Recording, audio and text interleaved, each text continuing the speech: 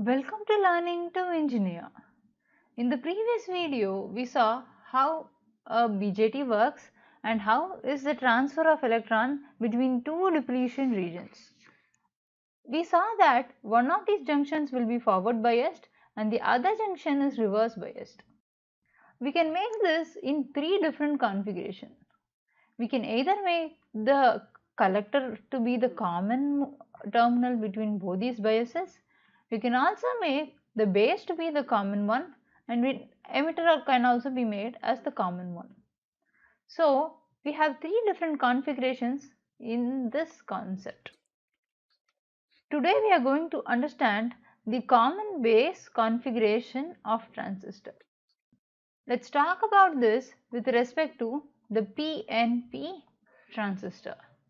This is the emitter terminal, this is the base, and this is the collector terminal. The P junction is wired to the positive of the battery, hence this is forward biased and N is connected to the negative of the battery. So this junction is said to be in forward bias. What about this junction? It is in reverse bias because this P is connected to the negative of the battery and this is connected to the positive of the battery. So it is reverse biased. We saw that for the transistor to be in active region, one of these terminals should be forward biased and the other one should be reverse biased. Why can't we have the emitter terminal to be reverse biased and the collector to be the be forward biased? Why can't that happen? I want you all to think about this and type your answer in the comment section.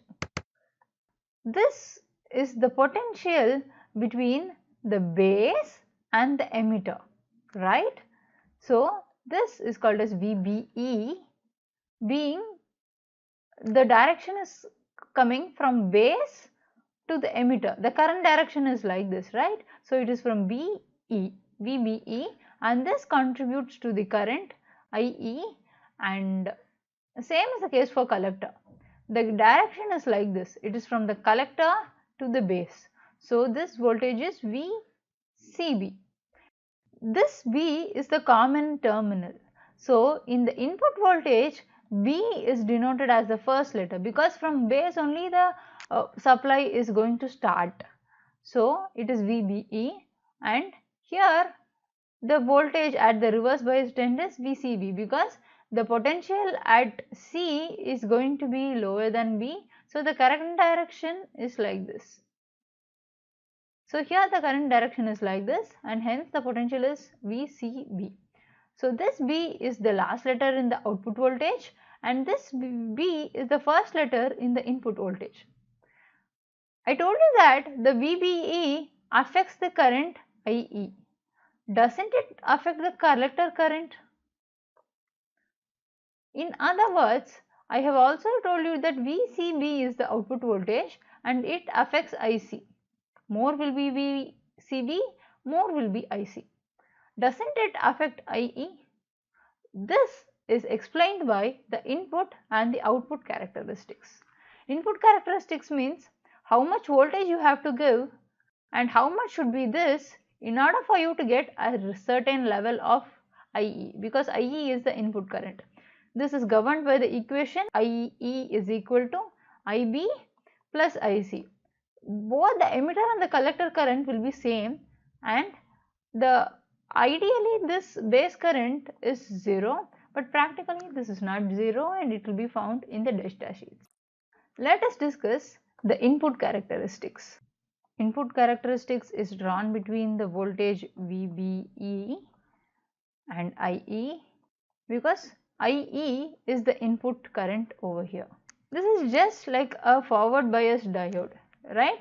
So the characteristics will also be the same for this set. So as you keep on increasing the value of VBE, at a particular point you will get the value of IE flowing in.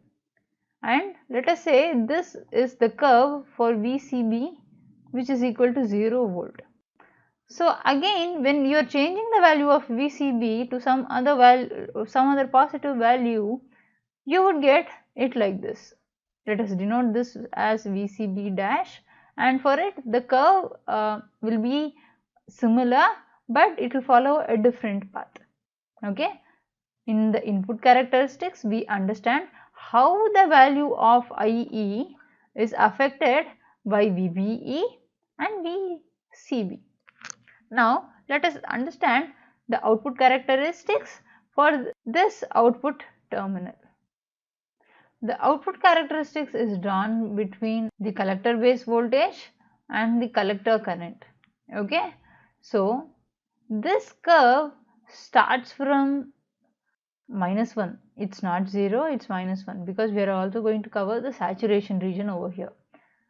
So to tell you what a saturation region is, we are going to think about the value of VCB, which is negative, which is less than 0, means VBC is positive.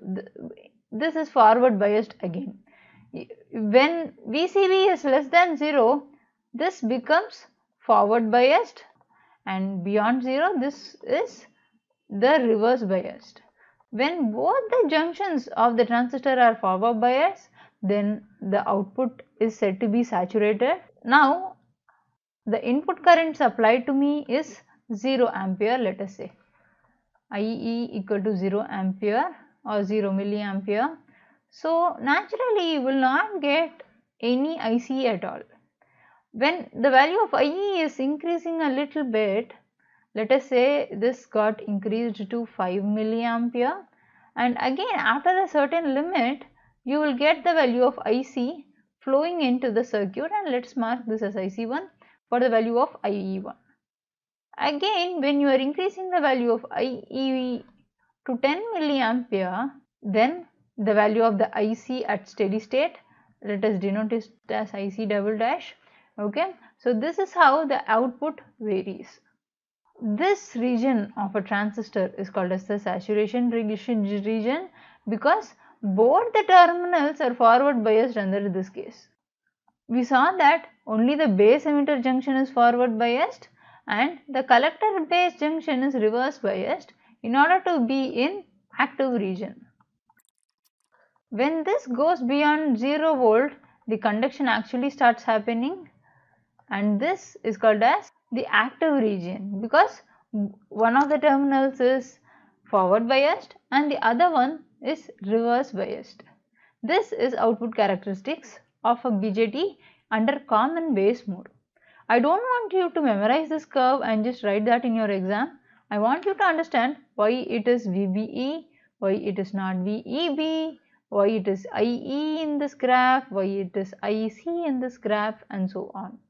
Okay, so thanks for watching. If you have any doubts, you can email to learningtoengineer@gmail.com, or you can simply type that down in the comment section.